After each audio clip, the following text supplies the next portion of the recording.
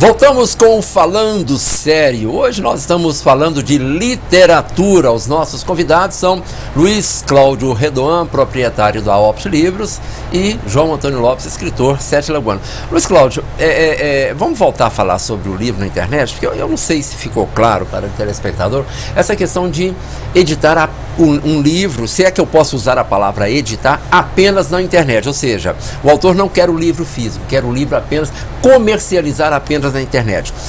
Existe uma regulamentação para isso? Eu acredito que não, embora não tenha conhecimento da questão do direito. Eu acredito que isso ainda virá a ser regulamentado, principalmente no Brasil, que parece que o marco regulatório da internet é recente. Sim, é do ano passado. E parece que tem muitas coisas ainda por regulamentar, né? Ele praticamente só dá um norte. Ele trata de linhas gerais, né? Agora cada item será regulamentado, né? Mas eu acho que o prazer de quem escreve é que ele seja lido, não importa a plataforma. Sim. Se o autor quer que suas ideias sejam expostas, a plataforma seria um detalhe. Bom, e aí, tudo bem. Agora, se ele está pensando também no aspecto comercial, ele quer vender, aí ele vai precisar de um portal para vender essa obra dele, não é isso? Não sei se a palavra é essa. Em Sete Lagoas, nós temos um escritor que tem uma experiência boa com a internet. João Drummond. João Drummond. Ele procurou uma editora que publica parte do texto, uma apresentação, um capítulo, disponibiliza lá uma amostra do texto, e se a pessoa sentir necessidade de adquirir, eu acredito que ela possa adquirir ele só eletronicamente, pagando uma taxa, ou pode adquiri-lo impresso, porque eles têm um sistema de gráfica que imprime só um exemplar. É o que eles chamam de edição por demanda. Edição por demanda. O João Drummond, quando eu fui escrever o meu primeiro livro, eu até pedi opinião para ele, uma pessoa magnífica, entendeu? Ele até mostrou lá a editora e tal, mas... Ele conhece muito sobre isso, né? De publicação na internet, né? O João é o oposto de nós dois. Ele está iniciando a família dele toda a usar o tablet, o e-book. Coitados. A família dele é uma família de leitores. Sim. E ele se deu muito bem com o formato do livro eletrônico, no sentido da portabilidade da leitura, e tem iniciado outros. Eu estou perdendo cliente para ele. Mas se você olhar bem o tablet, porque é uma coisa que eu sempre falei, que eu falo, é que daqui 30, 40 anos, biblioteca vai ser um museu. Porque para que você vai na biblioteca?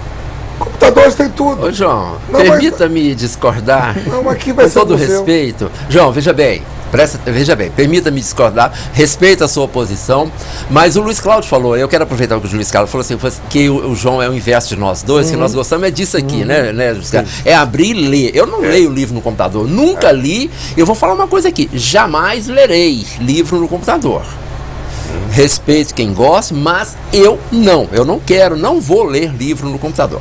Então, veja bem, em 1954 a televisão chegou no Brasil. E naquele momento, os futurólogos de plantão determinaram a morte do rádio. 60 anos depois, 2014, o rádio está mais forte do que nunca. E percebeu-se o seguinte, que são mídias complementares. Dá para coexistir. Então, eu acredito que vai haver livrarias de livros físicos e vai haver bibliotecas. Não, e vai isso haver eu acredito. Demanda. Mas eu acredito mais que a biblioteca vai ser mais assim. Sei lá, que geralmente a biblioteca a gente usava para quê? Para pesquisar, olhar, consultar. Tá, tudo bem. Então, Acho que inventaram o Google, tudo você quer. Tinha um poema que. Como é que é o poema? A vida é uma luta que aos fracos abate, aos fortes aos sábios altar. Eu procurei esse poema. Eu fui da biblioteca porque o dia inteiro não achei. Aí um dia eu estava no computador, a vida é uma luta. Tá. Claro, isso facilita muito. Quer dizer, quando meu filho nasceu, que eu tenho. A minha mulher é loura, aí foi uma da outra, né? O menino tem 16, a menina tem 16, que ela veio primeiro e achou que estava grávida da segunda e acabou ficando, né? Mas quando eles nasceram, Eu comprei 6 enciclopédias. Estou lá jogada. Nem rápido. Por quê? A enciclopédia, ela fica defasada. Você compra ela hoje, daqui 5 anos. Isso é pesquisa, mas a literatura é. A literatura não, tudo bem, eu concordo plenamente. E eu espero, eu como escritor, que continue vendendo livro, né? Mas, Cláudio, agora, o meu sonho mesmo, meu sonho de todo escritor, o meu sonho mesmo não é vender só livro. O meu sonho é meus livros virar uma peça de teatro, virar uma minissérie, virar uma novela. Que isso aí sim, porque escritor do Brasil, pena. Você vai continuar vendendo bateria por algum tempo ainda, João? Por algum tempo ainda. Luiz Cláudio, existe hoje no Brasil pesquisa, estatística, seja lá o que for, que mostra, por exemplo, percentuais de leitores de livro físico e leitores de e-book? No Brasil, o e-book ocupa uma parte muito pequena do mercado ainda. E existe, como todo mercado, potencial, mas no Brasil ele não deslanchou. Me parece que os países de língua inglesa, porque a maioria dos livros normalmente são disponibilizados na língua inglesa, tem um mercado mais sólido do livro digitalizado. No Brasil o mercado é incipiente. Só que uma gigante como a Amazon, que está para entrar... Está chegando, né? Está chegando para vender livro físico. Ela começou disponibilizando o catálogo eletrônico, mas ela vai vender o livro físico no Brasil. Como porta de entrada, porque ela é um grande magazine, vende tudo, né? Sim. E a vantagem do livro físico é que você pode pegar o livro físico, você pode dobrar, enfiar no bolso, sentar em cima dele, e o tapa, se você fizer isso, você quebra. Mas, Luiz Cláudio, você vê crescimento, você projeta um crescimento do comércio de livro eletrônico no Brasil? Eu creio que, como tudo, ainda é o futuro. O mercado eletrônico ele vai abarcar uma grande parte do mercado físico, mesmo em função da dimensão que tem o Brasil. Mas eu, por exemplo, eu adquiro o livro pela internet, mas o livro físico, o livro de papel, para atender alguns clientes que, por exemplo, às vezes não tem o hábito ou o medo de fazer a compra via internet, eu adquiro para eles, recebo e repasso. Porque o problema do livro até às vezes não é escrever, é distribuir. Tem livros e editoras que não têm acesso ao mercado de distribuição. Não adianta você ter o livro físico pronto se você não conseguir colocar ele no ponto de venda. Algumas editoras, igual ele está explicitando que a dele é uma delas, quando lança o livro físico, já tem convênio com as editoras, as livrarias ditas virtuais, o Grupo Saraiva, o Grupo Cultura. Tem uma autora nossa mesmo, que você entrevistou, a autora aqui de Sete Lagoas, que publicou o livro para uma editora de Portugal, e Portugal colocou a venda na Saraiva, na Cultura, a editora de Portugal, o livro dela, escrito aqui em Sete Lagoas, editado em Portugal. Vendido em Portugal. As pessoas têm que entrar num site de Portugal para... Não, vendido nos sites brasileiros. No site brasileiro, mas lançado em Portugal. Lançado em Portugal. Pois é. E aí, Luiz Cláudio, como existem muitos profetas do Apocalipse aqui, ou então profetas do acontecido, tem muita gente, a livraria vai acabar, é um estabelecimento destinado a acabar. Eu acho que não, eu penso que não, eu quero continuar frequentando livraria por muito tempo e levar meus netos. Você que está no meio aí, nesse sentido, Sete Lagoas estaria na contramão, porque recebeu uma grande loja no shopping, a Leitura, que é um grupo poderoso. Recebeu uma loja aqui no centro da cidade, da Nobel, que também é um outro grupo grande. Além de termos pequenas livrarias temáticas aqui, ligadas à Igreja Católica, igrejas evangélicas, cada um no seu nicho. Sete Lagoas deve ter hoje, eu acredito, mais de 10 livrarias, pontos de venda de livros, né? E que vivem não exclusivamente disso, que é o meu caso, mas que tem outras coisas agregadas também, que vendem outros produtos, mas que tem como principal produto o livro, o livro impresso. Eu também eu penso dessa forma, né? Essas grandes redes não estariam se instalando aí se o mercado fosse acalado. Se estivesse acreditando que o mercado tem prazo de validade. Não é isso? Porque você chega numa livraria como esta, você vê pilhas de um mesmo título. Então estão ali para quê? Apenas como objeto de decoração? Não acredito que seja esse o caso, né? Então, que bom, eu acredito que existe um mercado e, na realidade, nós mais velhos perdemos sim ou não adquirimos o hábito da leitura em função da própria escola que nos induzia a ler os clássicos antes da hora. Obrigado, os clássicos. Antes da hora, porque tem a hora para você ler. Você deve começar mesmo da leitura do livro em quadrinho, da história em quadrinho. E à medida que você for se aprimorando e melhorando, você faça a sua própria escolha, né? Não precisa ser obrigado. Mas hoje a orientação é outra, a orientação pedagógica é outra, claro. Não se força a leitura. Hoje o aluno tem de liberdade de escolha. Não, hoje E os livros são magnificamente ilustrados para a criança, preparados para a criança. A criança usa o livro realmente como objeto de prazer, não como objeto de tortura. Não, isso mesmo, eu concordo plenamente. Hoje eu estava assistindo um filme e na sala de aula a professora comentando um livro de Stephen King e de Sidney Sheldon e tal, que deu para ler e tal. Quer dizer, lá dos Estados Unidos, eles põem da escola para ler best-seller. Ao contrário do Brasil, põe uns livros que só falta colocar os marimbondos de fogo Só falta colocar os marimbondos de fogo de José Sarney para obrigar o aluno a assistir, que ninguém merece. Felizmente está mudando. Não, felizmente. E outra coisa que está acontecendo também, que, igual meu menino, todo mês, às vezes 2 vezes por mês, ele compra um livro. E eu fico impressionado com ele, que ele compra um livro de 500 folhas, 600 folhas, 600 páginas.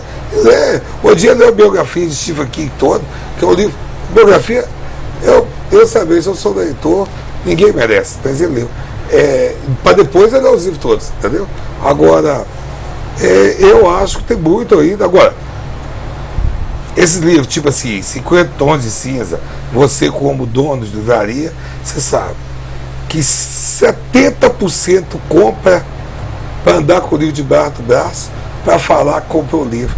Mas cada 100 que compra, só os 10 ou 20% que lê.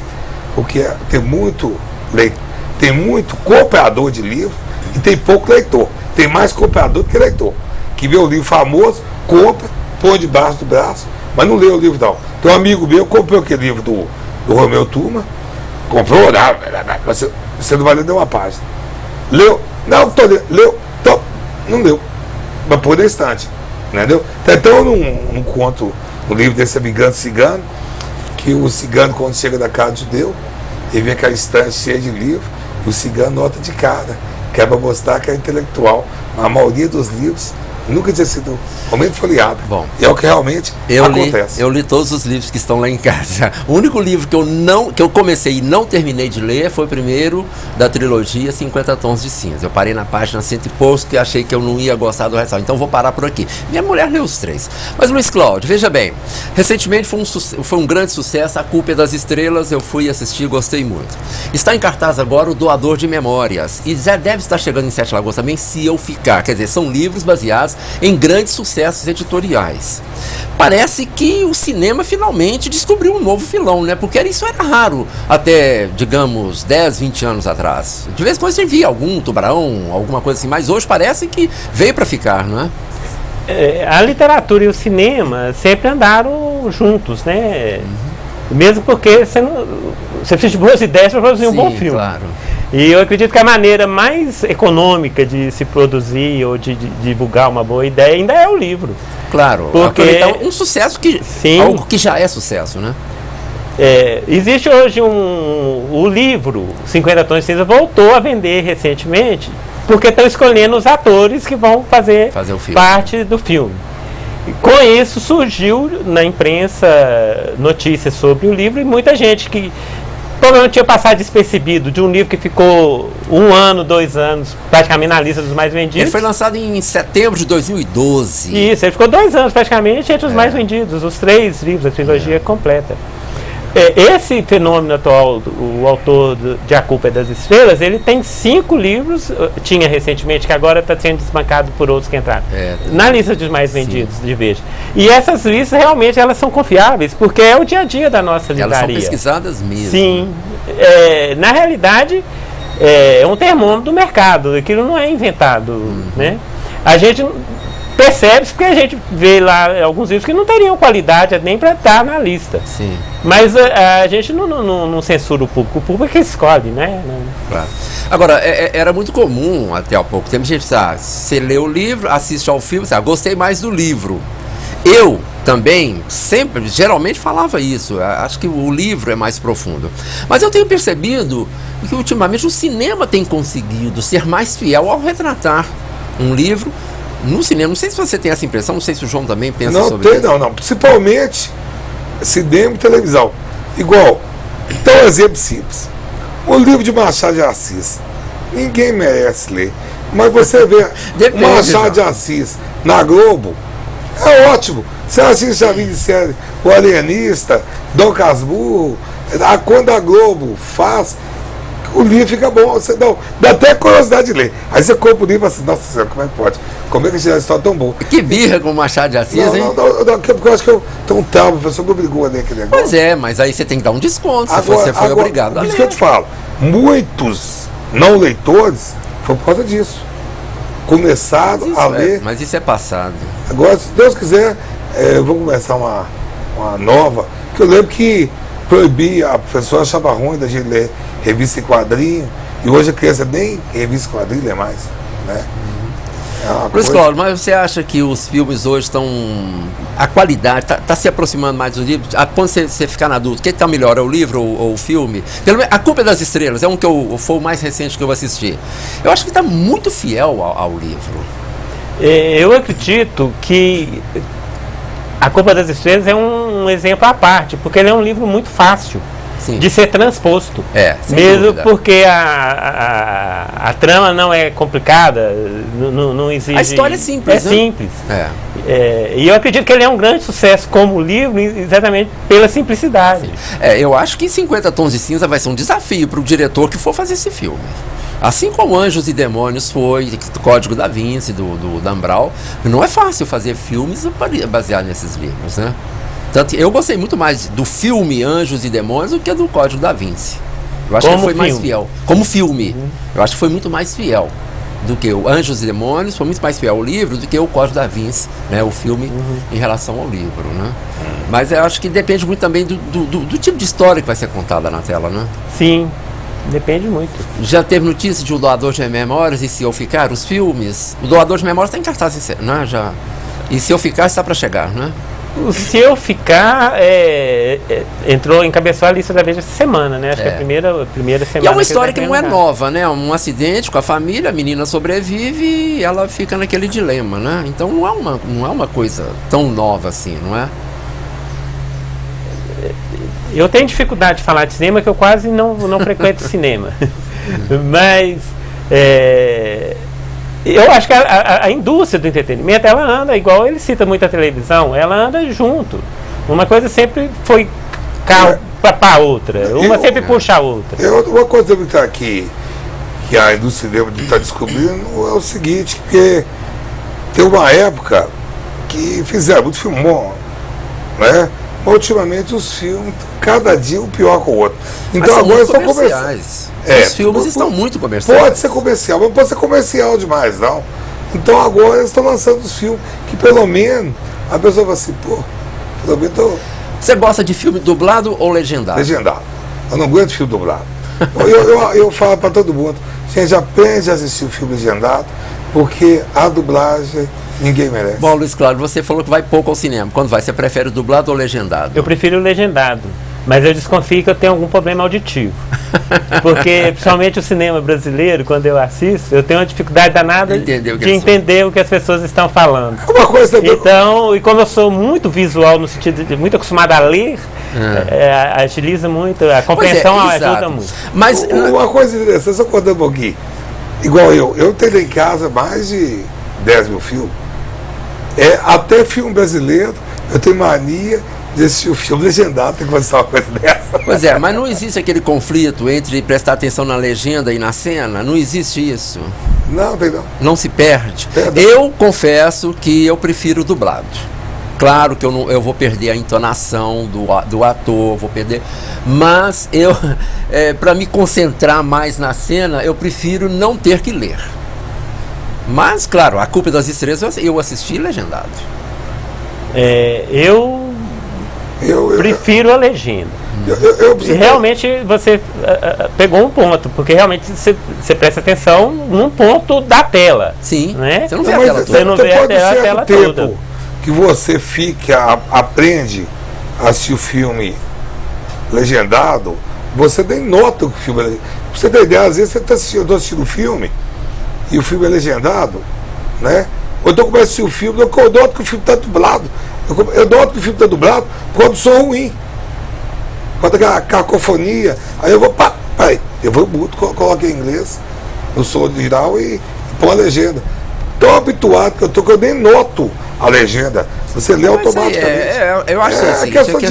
Eu acho que é hábito também. E não, eu acho também habilidades cognitivas também. Acho que está muito envolvido nisso aí. Não, é a mesma coisa dirigir. Você toca de marcha, você não. Tudo bem, automaticamente. Automaticamente. Percebe, né? Você vira, dá seta. Você não fala assim, vou dar seta. Você dá seta sem ver. Pois é, você mas liga o farol do carro. Eu continuo preferindo o filme dublado. É um dilema, porque a minha mulher prefere o filme legendado. Aí nós vamos. Bom, aí a gente vai à mesma versão. O que fazer, né? Mas enfim, acho agora, que gente, o importante é a qualidade da obra. Né? Eu queria falar uma coisa também, que você também que está assistindo o programa e tem vontade de escrever um livro, mesmo você não tenha intenção assim de publicá-lo nem nada, a melhor coisa que tem é você escrever. Porque quando você vai escrever um livro, igual no meu caso, eu pesquiso, eu olho, entendeu? Você pode olhar. Até os dias de semana eu coloco os dias certos, eu coloco os acontecimentos na data certa, entendeu? Muitas vezes, quando eu comecei a escrever um livro, igual essa Vingança do Cigano, a história começava em 1940, aí depois ela mudou para 1930, 1920, 1910, e acabou, começou em 1880, mas porque é o seguinte, você vai indo, tendo encaixa, e você tem que colocar os acontecimentos que acontecem na época, você tem que colocar, você tem que pesquisar o país, você tem que pesquisar o costume, para não fazer aqueles livros que você fala assim. Bom, vou dar um exemplo simples, aquela minissérie Amazônia. Não sei se vocês assistiu aquela minissérie Amazônia.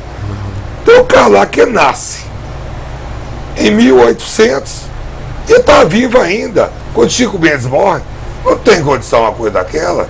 Não. Deve ser o Matusalém. Deve ser o Matusalém, deve ser o Imortal. Né? Então é o seguinte, são coisas que o escritor tem que prestar atenção.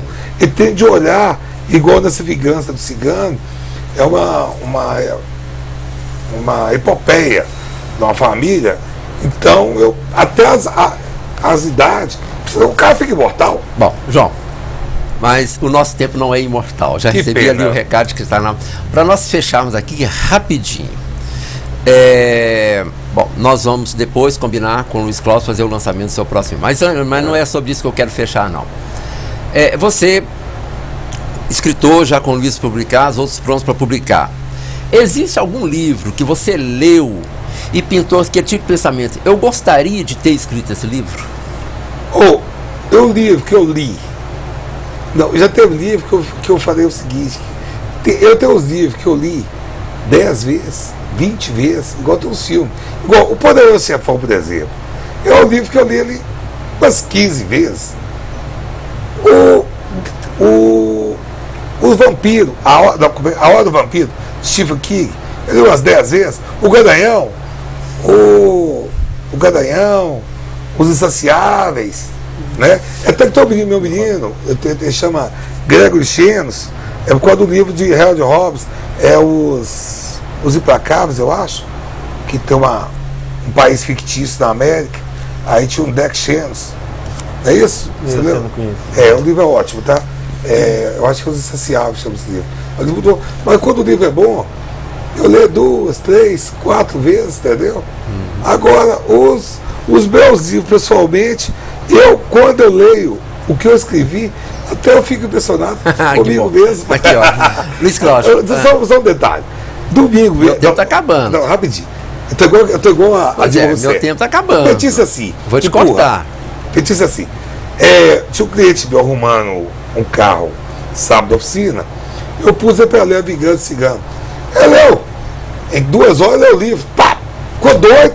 E ele, mora da Bahia, ligou para mim, comprou o livro por tablet, né, digital, porque que na livraria lá não tinha físico. E no digital chegava rápido aí também. Né? Então, eu agradeço a ele ter gostado do meu livro e ter comprado também. Luiz Cláudio, para você a pergunta vai ser um pouco diferente. Você é dono de uma livraria, vende o que os outros escrevem. Se você fosse escrever uma história, qual seria a sua inspiração? Eu tenho o Pedão para escrita agora. Eu também andei sonhando com ele. Assim, agora eu vou dormir ou com um gravador ao lado ou com uma caneta, um modo de registrar, porque eu tenho sonhado histórias inteiras, assim, às vezes. Isso que acontece. Tem um livro. Então, vamos escrever essa história. Tem um livro que eu escrevi. Eu penso assim, isso dá um bom argumento. Sim, exato, né? Exatamente. E outra coisa, tema, né? eu te falar uma coisa. Você que começa a escrever a história, você não sabe o final do livro. Vai fluindo a sua mente. Quando você está escrevendo o livro, é a mesma coisa que você está assistindo um filme. É uma coisa interessante. Eu escrevo como se estivesse assistindo um filme. Eu não sei o final do livro. Entendeu? Eu vou escrevendo e vai. Agora, o livro que eu achei interessante, que eu escrevi. Meu tempo acabou. Eu estava dormindo, eu acordei, é o corno. Eu acordei, eu escrevi a história do corno. São 60 páginas. Mas história de corno é muito fácil de escrever. Mas corno é bom demais. As inspirações estão aí a qualquer esquina. Olha, não dá mais. Mas é ótimo. Vocês vão me desculpar, mas não dá mais. Não dá mais. Que pena. Bom, eu escrevi 2 livros. Cada um teve tiragem de 1 exemplar. Um se chama 52 poemas que eu dei de presente para minha mulher no dia que ela fez 52 anos. O outro livrinho chama-se Umas Palavras, que são coisas que eu escrevi para minha primeira neta, Maria Clara, desde o dia que eu fiquei sabendo que era uma menina, comecei a escrever cartas para ela, e no dia que ela fez 1 ano, reuni tudo, fiz um livrinho chamado Umas Palavras e dei de presente de primeiro aniversário para ela. Quem sabe um dia eu escrevo mais, porque outros netos estão chegando por aí. Estamos encerrando o Falando Sério de hoje. Com muita satisfação recebemos aqui o Luiz Cláudio Reduan, da Opt Livros, e o João Antônio Lopes, escritor, que próximo livro dele já está combinado aqui, vai ser lançado na Opt Livros com uma edição especial do Espaço Literário Opt Livros. Voltamos na próxima semana. Até lá.